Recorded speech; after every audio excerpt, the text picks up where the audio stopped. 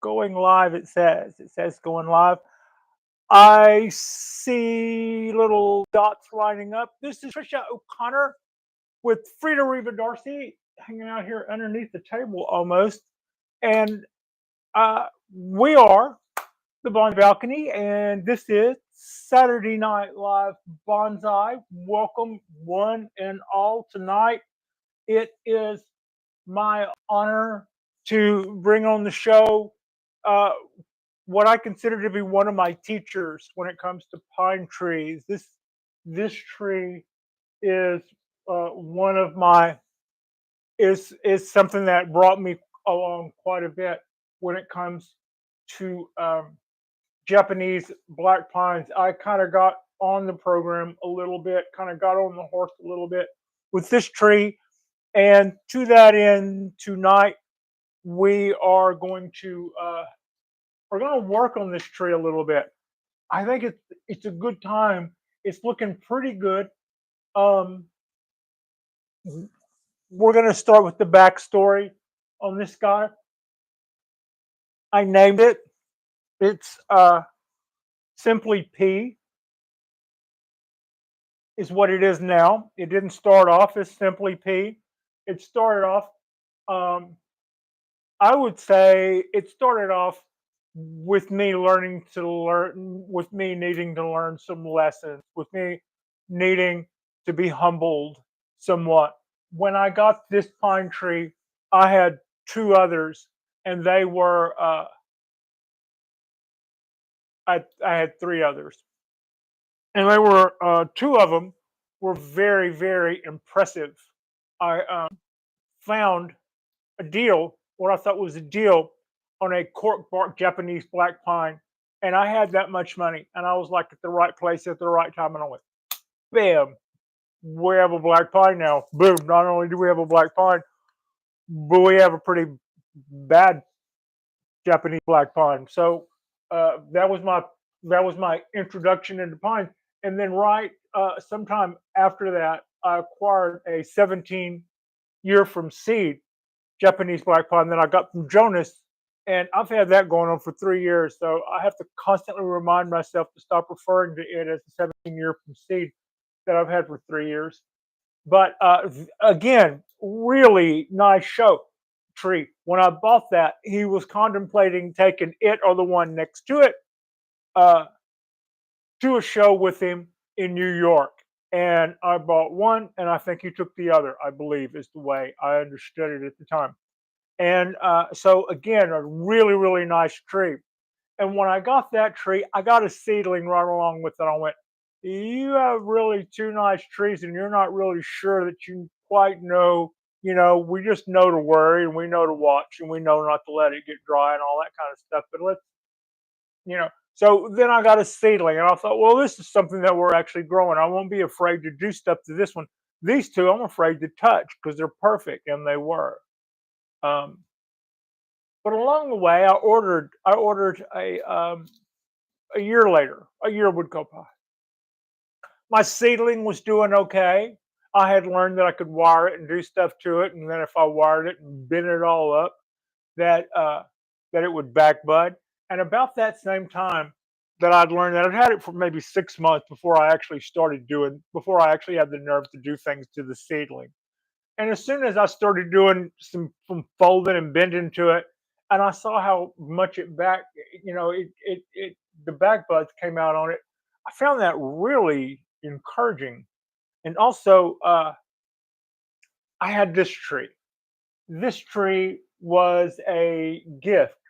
I The girls in the office were given this tree at a party, at an office party. The company somehow, I think, is the story. Anyway, I went to the front office to see if a tree that I wanted uh, that I wasn't that hadn't been delivered, if it had showed up at the front office, and they went, no. But speaking of bonsai trees, we got this at the Christmas party or whatever, and we're gonna kill it. You want to take this with you? And I went, yeah, I guess so. So I looked at it, and they even had the original box that it came in, and it said, so I knew where the tree came from. I knew the who the grower was. And this was what you would call a box tree. It's what is a box tree? A box tree would be uh, would be if you go to a bonsai store and there are trees there that are special and prized and they've they're show ready, but then there's the stuff that's bread and butter, the stuff that's a little cheaper, the starters, the seedlings in a cup, the thing that they've had for 1 or 2 years, so maybe it's got a little wire on it, the thing that they've had for 3 years, so it's been cut back a little bit but it's overgrown, so whoever buys it will have material to work with, and it however much time they spend working on this tree on the year to year is how much it doubles in price every time. But it still never looks like a finished tree. In fact, they tend to look, you know, sometimes like octopus or something because nobody will have made any real branch decisions. Those future branch decisions are left up to a buyer who is yet to be determined, kind of a thing. To that end, this tree, where you can see it's blunt right here on this end. You can even detect a little tiny dot, a shiny little dot in the center.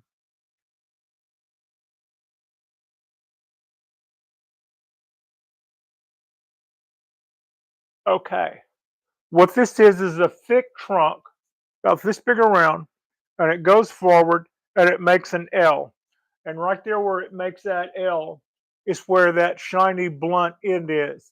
And that little dot you see in the center was its original wiring job that never got removed, and the tree has grown over and through it. That chop right here used to extend, oh, I would say, you know, a good ways out. It made one of these, like it was going straight out like this. This this piece and then another one like it. Last year, I changed the angle. Oh, and it was upright. So it was upright doing this. Like so last year, I took the saw and I cut 1/3 of its massive trunk off. It was an impressive chunk of wood, but from a design aesthetic, it was one or the other, but not both. It was kind of funny looking.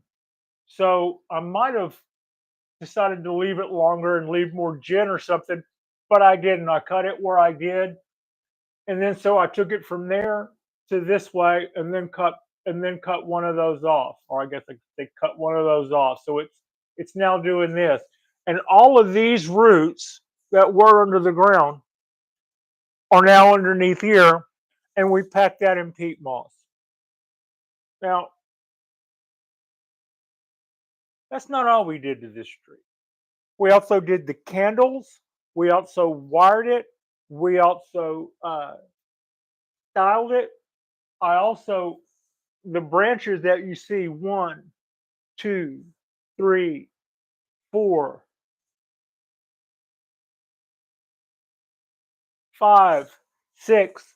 The 6 branches that this tree has is a far cry from the like 18 or 19 of those that it had when I got it. Remember, I said it came with a lot of choices. It looked like originally the name of this tree was sweet potato. That was kind of disrespectful. I mean, I was saying that as far as the overall shape, it wasn't anything great. It looked like a muddy sweet potato with root pieces hanging off in different directions. That's how I would have described those 18 plus branches hanging off the side. So we made our choices.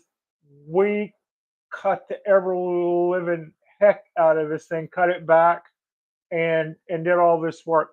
But here's the thing: when it came to our nice looking pines, uh, our inability or our lack of knowledge meant that when they went without when they went without feeding one spring, then they began to go yellow because they had gone too long without it, and they had been getting fed up until the time I got the trees, and they had just been taken off food.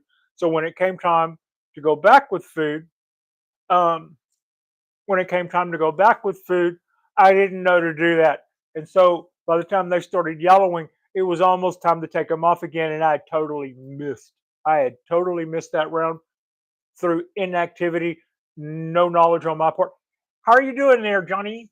Um, and yeah, this is our little piggy pond. That does. It looks like a little stuffed pig or something, you know.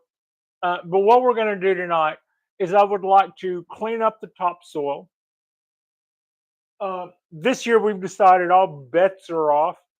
It's doing okay with the angle change. It's doing okay with us doing a big trunk chop on it.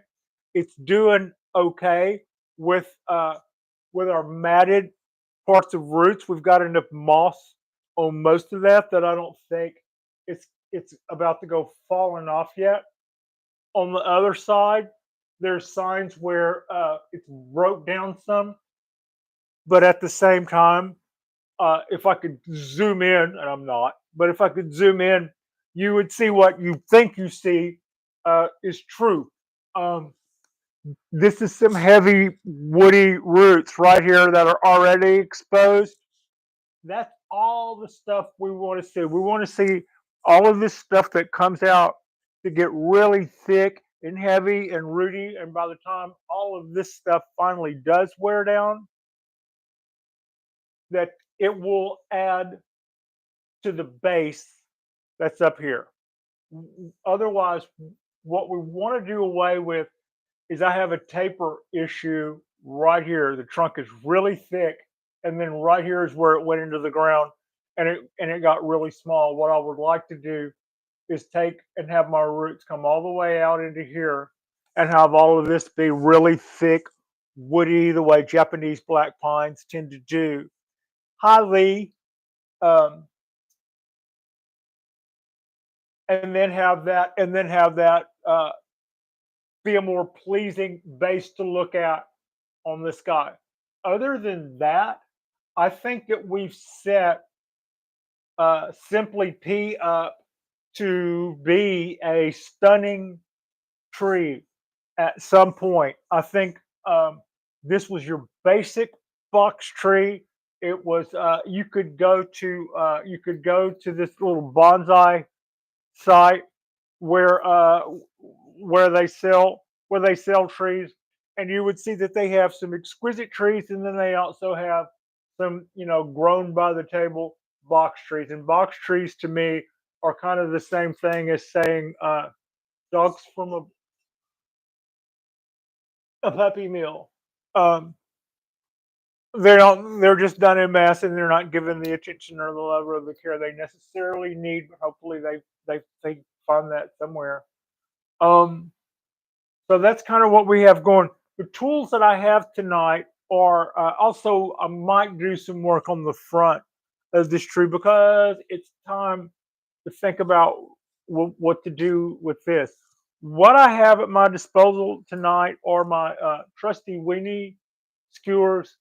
I have some bonsai pliers, wire pliers. I have my Nipex wire cutters. I have two knives. One of them being a Milwaukee box knife. The other one being a pruning knife, not a pruning knife, a grafting knife. Uh, and I have a bowl of peat moss and water soaking.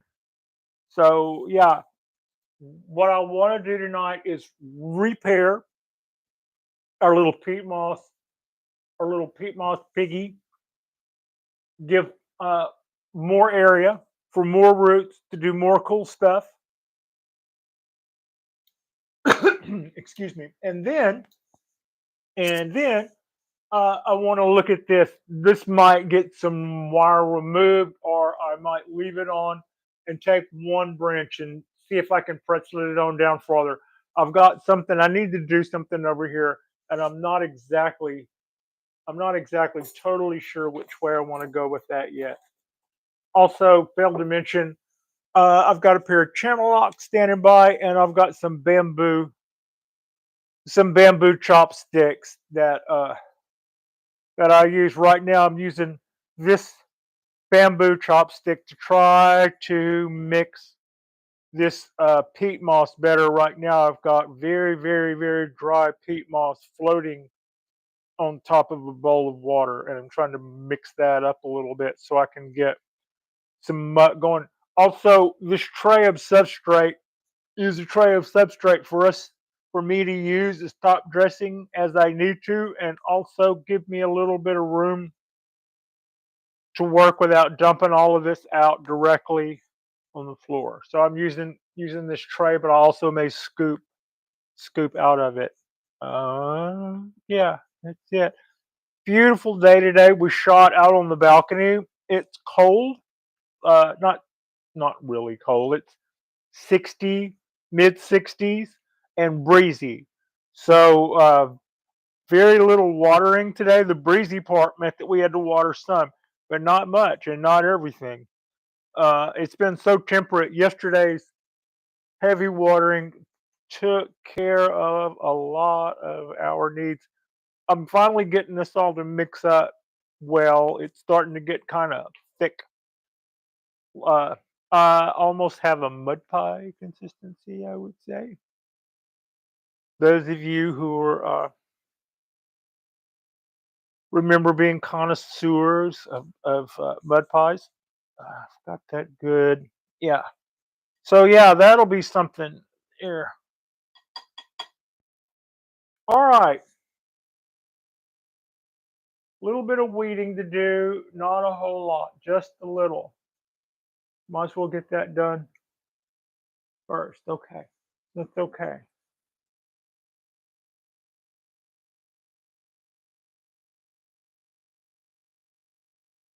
What you see me doing is packing more of my wet peat moss in places where our little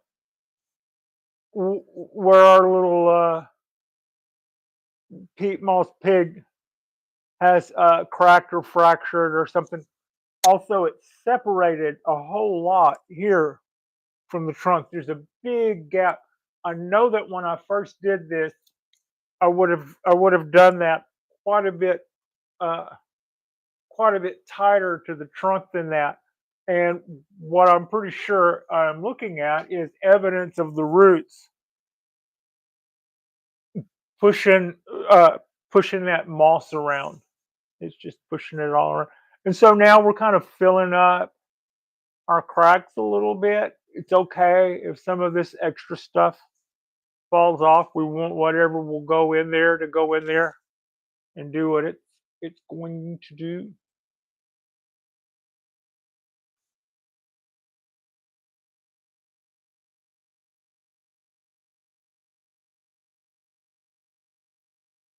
Also, I can any of it that falls down, I can just go right on around and pack that in the base.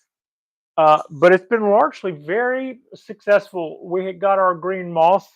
Whenever I remember now, whenever I started this, I mixed it in a colander, and I did have a lot of moss already ground up in this when it started. So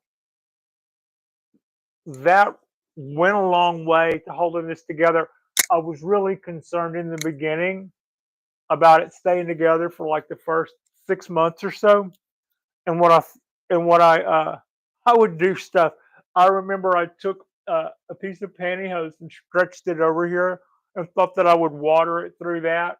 I don't, I was just worried that all of this would come off. My little piggy would come apart before the roots took over. And all I really needed to do was just keep the water bottle standing by, keep it on mist, water it here, water it around the base, and then just be diligent enough to hit it with the mister until whenever I was, so that whenever I was misting it, water would come up from it as I was misting it. I would be able to look at it and tell that I had thoroughly, you know, misted it to a point of heavy saturation. So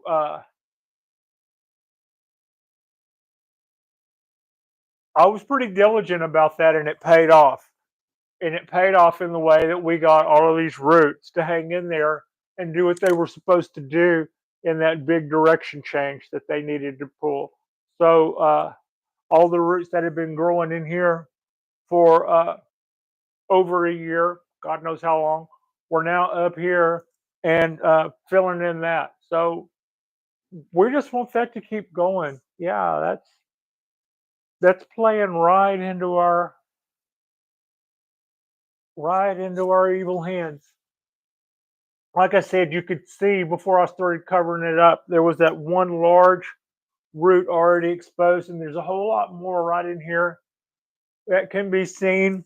And other than that, this looks like an adobe mound or something that's a cracked kiln or something. And we're just gonna go right over this thing and patch it up.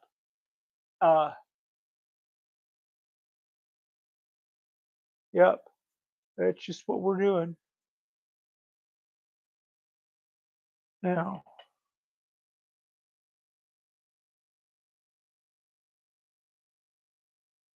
What I would say is this tree. When I said earlier, this tree was is my teacher. It is. It has been my teacher uh, to a large extent. I When I first started trying to learn about pines, when I first got thirsty to really learn about pines, uh, I started paying a little bit a month every month to get lessons from Mariah Live and seeing all the stuff that Ron, hanging on to his every word.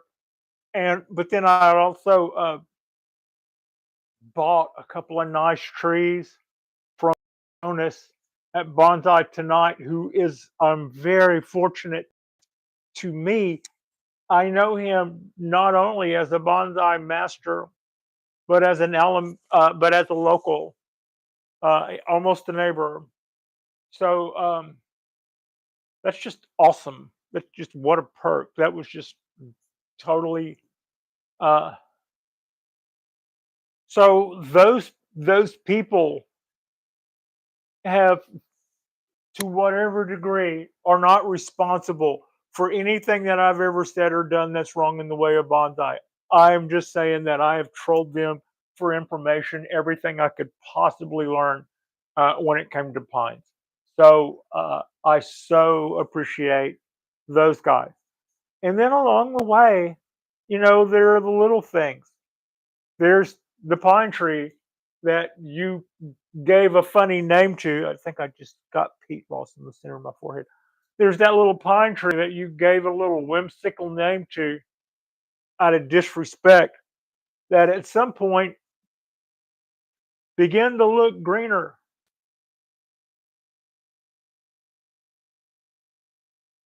than the nice ones that you had purchased but didn't know how to take care of. So when it came to that, I had to do a little soul searching. Like, I didn't care whether or not this tree had the issues as much as I was really afraid of showing my ignorance when it came to the other two that I'd paid real money for, that were beautifully styled, that were obviously noticeable, that anybody would feel great to have, and anybody would also feel like a real hill if something happened to such a beautiful tree or two on their watch. So when this guy that I wasn't at all worried about, because it was a lumpy thing that I'd named sweet potato, began to look greener than the two things that I should have been caring more about, I had to soul search to see what was going on there. And one thing that helped is I suspected that my watering was off. I suspected that there was probably a few other things that I needed to catch up on, and those were all true. Uh, for me, the biggest help to all of that was the number of pine trees. As soon as I started getting more and more pine trees, I was able to dial in my watering like that. Nothing like nothing like 10 or 11 seedlings to help you dial in what too much and too little water is. Before that, people tell you to overwater or not to not to overwater. And you go, okay, I'll remember that. And you have no idea, of that in a perspective. Um, yeah, yes. We did a soils. We did I did I did a thing on soil here a couple of weeks ago. Um, I've been having I've been having what I thought to be weird results with plants, and I started kind of thinking about it, and I was going, I don't remember things being like that when I was a kid. It seems like we're having issues now that I don't remember people having when I was a kid. And am I just crazy, or is this blah blah blah? And what I was noticing is we've moved away from one type of substrate to another, and it affects how we're able to grow things. And also, the people who make judgment calls as to how effective a substrate is tend to use a certain type of plant as their canary in a coal mine, and that plant doesn't live over 9 months. So when you're just growing a tomato and you go, look how ripe, look how big, look how red, buy this. Uh, you might not be giving people who are trying to grow pineapples something that's going to live year round, um, real world information. And so that was kind of the thing. I also pointed out, uh, yes, humidity traits are great. I'd also pointed out how most potting soil, when you read the ingredients, the one thing you don't see in a lot of them is soil. So a lot of it is just shredded dead material, and it's got a lot of mycorrhiza in it. It's got some fertilizer that they've added to it, and stuff will thrive on both of those two things until all of those work their way out, and the stuff that's going to break down breaks down, and then after that, your mound shrinks, and you're left with an acidic lump of not much, and that's where that tree in the office dies, whether it was in the window or not. Okay, so what I have just done is I've gone through and I've patched up a load of our cracks, a lot of our cracks in that guy, and when I get it back out on the balcony, I may take my scooper and see if I can put more substrate in that. But I think what we've done now is already pretty good. Now, the last time what we've decided to do this year is, since we did so much last year, and last year's needles, those third year needles, just this past winter, were starting to look pretty ratty. And I was like, we did too much to pea, and pea has taught us so much. And it is also, I see the potential if if I get these roots to just come out like, don't picture this little pig here. Picture just strands of, how pine tree roots get woody and get big and get their own bark and their own texture to them and can look very trunk like unto themselves. That's kind of that's kind of the neighborhood that I am trying to encourage here, and to a large degree, I'm seeing success. Now, the last thing I did after I planted it here was I folded these branches that we see in some kind of way. Just I just kind of took everything and took it back like this. None of them were particularly backbutting in a way that I thought was overly productive to me. So I thought if I bent them all up, we might get something. And if we did, I haven't noticed it because it's probably already grown out, and I don't.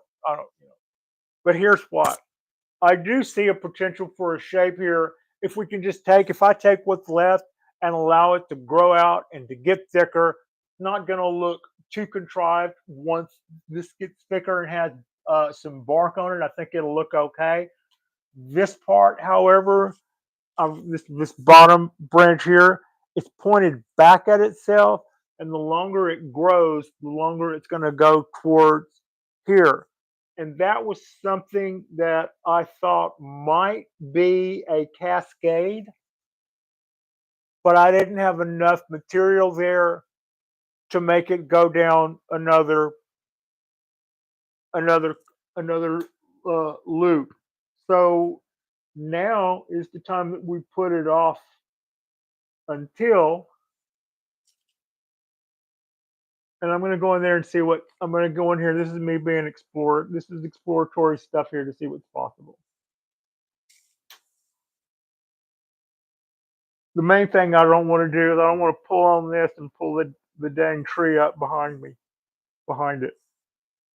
Let go yanking on this thing and then have the tree pop up. That would be that would be that would be poor. That would be poor form. Ooh, ooh. Also, this may not have enough wire on it now to pull off what I'm trying to do. That's,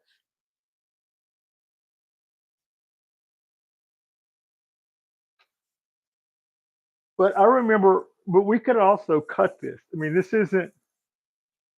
this piece isn't the thing I have to have. It doesn't, as far as whether or not it is I turn this into a cascade or something that was not part of its original design concept, as much as it was me trying to figure out what was left of the octopus that I wanted to keep and what we could possibly do and what could possibly be done with it.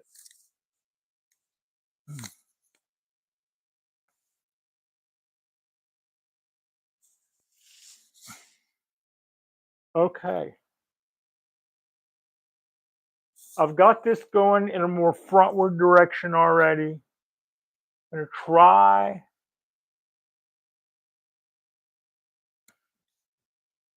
How do I want to grab that? I don't. We're going to anyway. Go in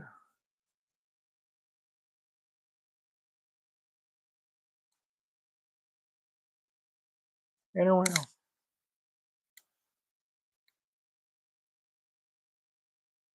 You know what? That's already enough. Um, Here's what I suspect. I've got this branch pointed right at me now. You could see, I mean, this is the front, and this branch that was pointed directly in back, I pulled it down quite a bit on old wire. It is now quite a bit thicker than when that wire was applied. So I've got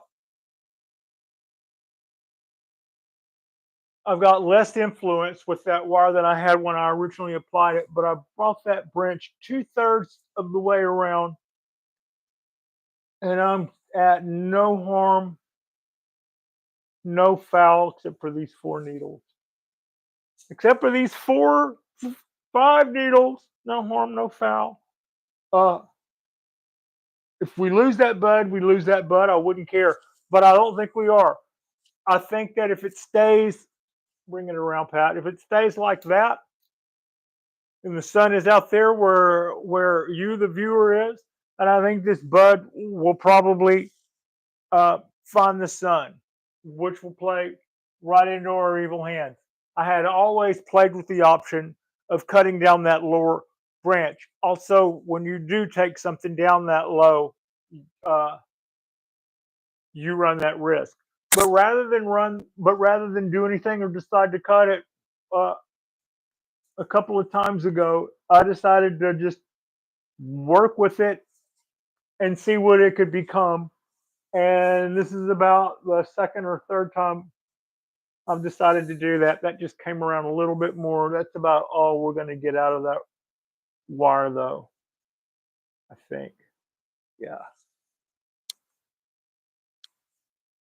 Okay. All right. I have I have mostly achieved, and this is our box tree P. I give you P. No longer sweet potato. It was better at being a Japanese black pine than I was at being a Japanese black pine keeper. And uh, it has silently and humbly taught me so much about forgiveness, for one thing, because I put this tree through the mill last year. And this year, with the exception of that little forced thing right there, everything else it's going to get this year is just going to be tidying up the topsoil, which we just did, removing any clover, which we already just did, and then re uh, replating the pig, which we just did. Like and subscribe if you guys have not already. Oh, I am going to do one other thing, but I'm not going to do that. I'm not going to do that on your time. This is my oily rag. It is my oily rag because it is equal parts Johnson's baby oil and olive oil, no name olive oil. Um, and it's not a mixture for concoction reasons. It's a mixture of I grab one or the other depending on the job, and but I only grab the one rag, so it's going to have both of it in there. I like to use olive oil for my tools. I like to use baby oil for the pots. And as I started to say earlier, like and subscribe if you guys have not already. Our next spot will be, let's see, tomorrow is Sunday. Uh, I'm not sure what the weather is going to be. I wonder if we're going to get another day like we got today. We will go out on the balcony and do something, and we'll do something nice. And when we do something nice, I've got a little bit. Oh yeah, I know something else I need to catch up on. Today's spot, we lost some footage. We lost some footage on me showing off the work that we had done on our oak tree. We lost some other footage too, about 10 minutes worth. That's the way it goes. Don't know exactly what our glitch was, but we can pick back up on a few of those things during tomorrow's show. I'll show you the oak tree that we did the carving work on our hollow feature, and then I dressed that up with cut paste, and I shot that today to show y'all how that turned out, and we totally lost that. Also, I had one of our viewers, one of our moderators actually, Paul, I believe it was Paul Kraus, said in regards to the acquisition that we got just last show, said I believe that is a Fukian tea. I believe you're right, Paul. I am looking at both trees on. I've never owned either one of those as a bonsai, and and looking at the trunk and how it barks over, I would be inclined to agree with your assessment. Also, I found on Etsy a Fukin tea that looked exactly like it in the same pot and everything. Um, Mine didn't say anything. It said Asian influence slash bonsai slash price and a barcode. Thanks a lot. Great information. So I would love y'all's take on that, and that's what we lost. That's that in the winning lotto numbers for last night, and that's what we lost on that 12 minutes of footage. Like and subscribe if you guys haven't already. Our next spot will probably be tomorrow. I'll probably go out there on the balcony and shoot something cool after we after Spa. Tomorrow's the Belgian Grand Prix. I'll probably watch Spa. I appreciate you. Frida appreciates you. And thank you all so much for watching. Thanks, guys, for coming out to our live program. This is Simply P, one of the trees that has taught me so very much. Yeah, from a very humble beginning, I hope to make this a first class bonsai tree and one that reflects my own work, not something that I got that was already all dolled up and just trying to keep nice. Good night.